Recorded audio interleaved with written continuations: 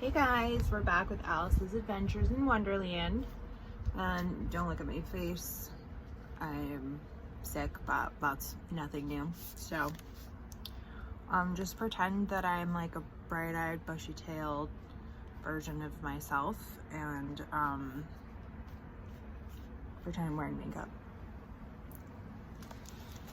Chapter 6, The Pig and Pepper. For a minute or two, she stood looking at the house and wondering what to do next, when suddenly a footman in livery came running out of the wood. She considered him to be a footman because he was in livery. Otherwise, judging by his face only, she would have called him a fish, and rapped loudly at the door with his knuckles. It was opened by another footman in livery with a round face and large eyes like a frog, and both footmen, Alice noticed, had powdered hair that curled all over their heads. She felt very curious to know what it was all about, and crept a little way out of the wood to listen.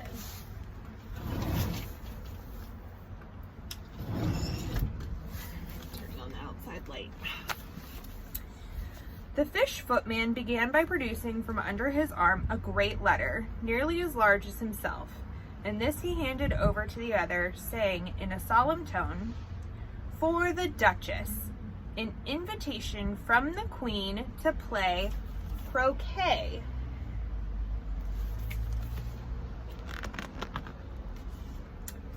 The frog footman repeated in the same solemn tone, only changing the order of the words a little.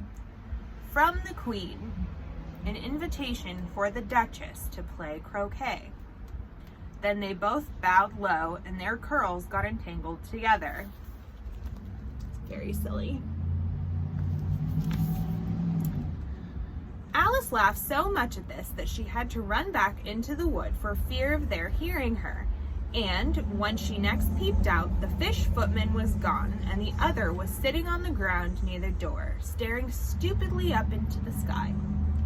Alice went timidly up to the door and knocked. "There's no sort of use in knocking," said the footman, "and that for 2 reasons. First, because I'm on the same side of the door as you are. Secondly, because they're making such a noise inside, no one could possibly hear you. And certainly there was a most extraordinary noise going on within. A constant howling and sneezing, and every now and then a great crash, as if a dish or kettle had been broken to pieces." "Please then," said Alice, "how am I to get in?" "There might be some sense in your knocking," the footman went on, without attending to her, "if we had the door between us. For instance, if you were inside, you might knock, and I could let you out, you know." He was looking up into the sky all the time he was speaking, and this Alice thought decidedly uncivil. "But perhaps he can't help it," she said to herself. "His eyes are so very nearly at the top of his head, but at any rate he might answer questions." "How am I to get in?" she repeated aloud. "I shall sit here," the footman remarked, "till tomorrow."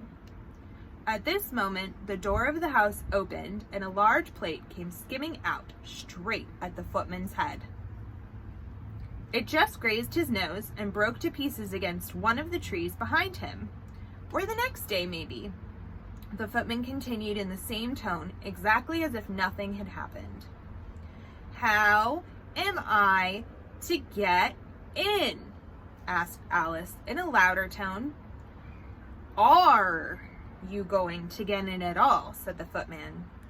"That is the first question, you know." It was, no doubt.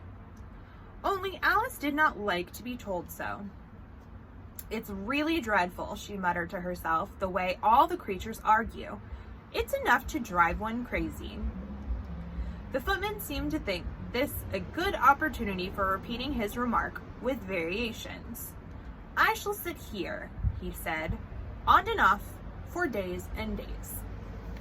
"But what am I to do?" said Alice. Anything you like, said the footman, and began whistling. Ugh, there's no use in talking to him, said Alice, desperately. He is perfectly idiotic. And she opened the door and went in. The door led straight into a large kitchen, which was full of smoke from one end to the other. The Duchess was sitting on a three-legged stool in the middle, nursing a baby. The cook was leaning over the fire, stirring a large cauldron, which seemed to be full of soup. There's certainly too much pepper in that soup, Alice said to herself, as well as she could, for she was sneezing. There was certainly too much of it in the air. Even the Duchess sneezed occasionally, and as for the baby, it was sneezing and howling alternately, without a moment's pause. The only two creatures in the kitchen that did not sneeze were the cook and a large cat, which was lying on the hearth and grinning from ear to ear. Just the frog footman.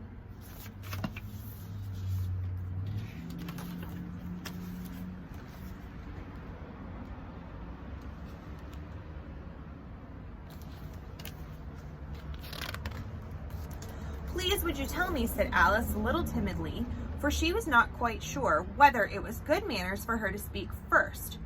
Why your cat grins like that? It's a Cheshire cat, said the Duchess, and that's why. Pig. She said the last word with such sudden violence that Alice quite jumped, but she saw in another moment that it was addressed to the baby and not to her. So she took courage and went on again. I didn't know that Cheshire cats always grinned, In fact, I didn't know that cats could grin. They all can, said the Duchess, and most of them do. I don't know of any that do, Alice said very politely, feeling quite pleased to have got into a conversation. You don't know much, said the Duchess, and that's a fact. Alice did not at all like the tone of this remark and thought it would be as well to introduce some other subject of conversation. While she was trying to fix on one, the cook took the cauldron of soup off of the fire and at once set to work throwing everything within her reach at the Duchess and the baby. The fire irons came first, then followed a shower of saucepans, plates, and dishes. The Duchess took no notice of them, even when they hit her, and the baby was howling so much already that it was quite impossible to say whether the blows hurt it or not. Oh, please, mind what you're doing, cried Alice, jumping up and down in an agony of terror. Oh, there goes his precious nose, as an unusually large saucepan flew close by it and very nearly carried it off. If everybody minded their own business, the Duchess said in a hoarse growl, the world would go round a deal faster than it does. Which would not be an advantage, said Alice, who felt very glad to get an opportunity of showing off a little of her knowledge. Just think what work it would make with the day and the night. You see, the earth takes 24 hours to turn round on its axis. Talking of axis, said the Duchess, chop off her head!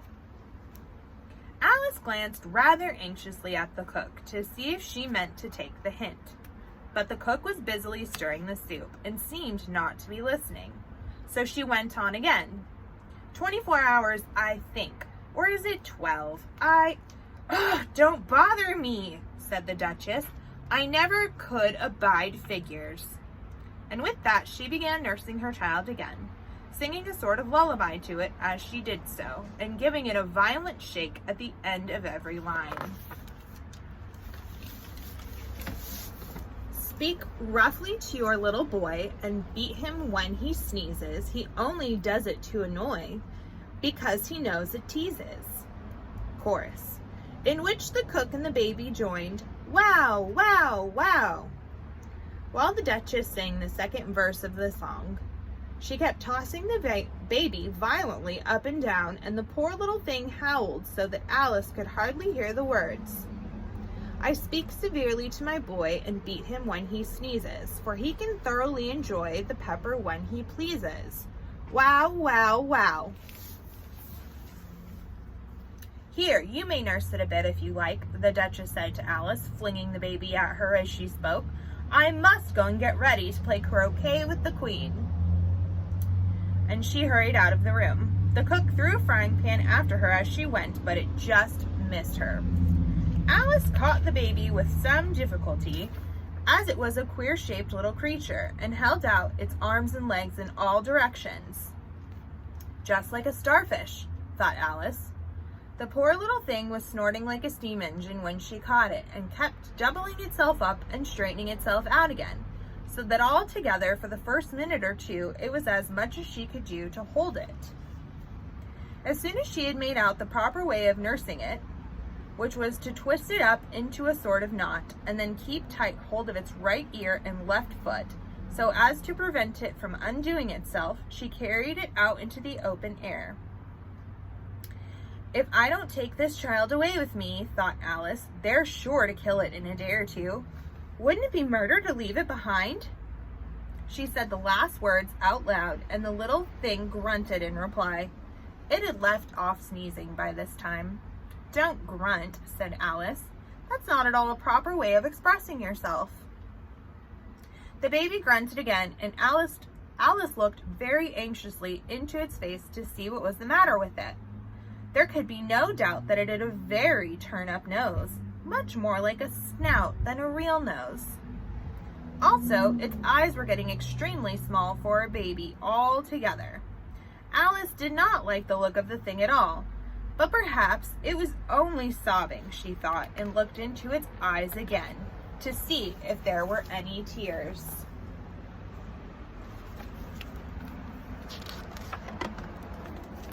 No, there were no tears. If you're going to turn into a pig, my dear, said Alice seriously, I'll have nothing more to do with you. Mind now. The little thing sobbed again, or grunted. It was impossible to say which, and they went on for some while in silence. Alice was just beginning to think to herself, now what am I to do with this creature when I get it home? When it grunted again, so violently that she looked down into its face in some alarm. This time there could be no mistake about it. It was neither more nor less than a pig, and she felt that it would be quite absurd for her to carry it any further. So she set the little creature down and felt quite relieved to see it trot away quietly into the wood. If it had grown up, she said to herself, it would have made a dreadfully ugly child. But it makes a rather handsome pig, I think.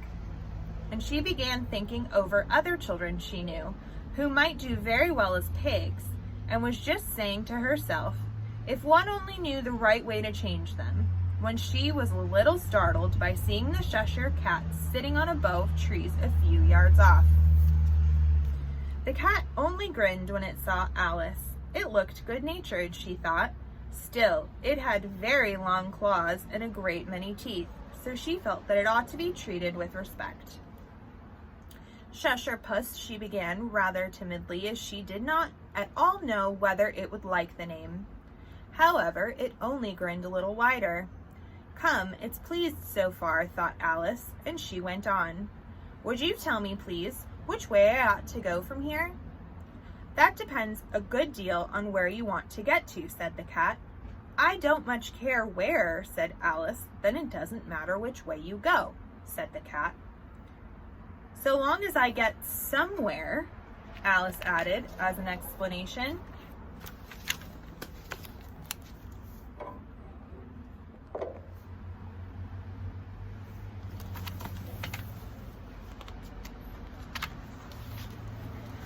Oh, you're sure to do that, said the cat, if you only walk long enough. Alice felt this could not be denied, so she tried another question. What sort of people live about here? In that direction, the cat said, waving its right paw around, lives a hatter. And in that direction, waving the other paw, lives a March hare. Visit either you like. They're both mad. But I don't want to go among mad people, Alice remarked. Oh, you can't help that, said the cat. We're all mad here. I'm mad. "You're mad." "How do you know I'm mad?" said Alice. "You must be," said the cat, "or you wouldn't have come here." Alice didn't think that proved it at all. However, she went on. "And how do you know that you're mad?" "To begin with," said the cat, "a dog's not mad. You grant that?" "I suppose so," said Alice. "Well then," the cat went on, "you see, a dog growls when it's angry and wags its tail when it's pleased. Now, I growl when I'm pleased and wag my tail when I'm angry. Therefore, I'm mad." "I call it purring, not growling," said Alice. "Call it what you like," said the cat. "Do you play croquet with the Queen today?" "I should like it very much," said Alice, "but I haven't been invited yet." "You'll see me there," said the cat, and vanished. Alice was not much surprised at this. She was getting so well used to queer things happening while she was still looking at the place where it had been, it suddenly appeared again. "By the by, what became of the baby?" said the cat. "I'd nearly forgotten to ask." "It turned into a pig," Alice answered, very quietly, just as if the cat had come back in a natural way. "I thought it would," said the cat, and vanished again. Alice waited a little, half expecting to see it again, but it did not appear, and after a minute or two she walked on in the direction in which the March Hare was said to live. "I've seen hatters before," she said to herself. "The March Hare will be much the most interesting, and perhaps, as this is May, it won't be raving mad. At least not so mad as it was in March." As she said this, she looked up, and there was the cat again, sitting on a branch of tree. "Did you say pig or fig?" said the cat. "I said pig," replied Alice, "and I wish you wouldn't keep appearing and vanishing so suddenly. You make one quite giddy." "All right," said the cat, and this time it vanished quite slowly, beginning with the end of the tail and ending with the grin, which remained some time after the rest of it had gone. "Well, I've often seen a cat without a grin," thought Alice, "but a grin without a cat? It's the most curious thing I ever saw in all my life."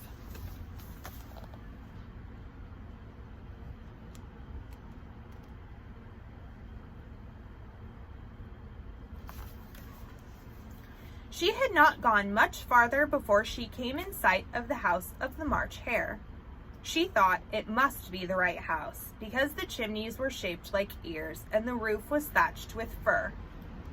It was so large a house that she did not like to go nearer till she had nibbled some more of the left-hand bit of a mushroom, and raised herself to about 2 feet high.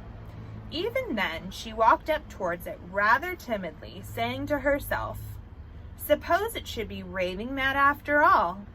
I almost wish I'd gone to see the Hatter instead."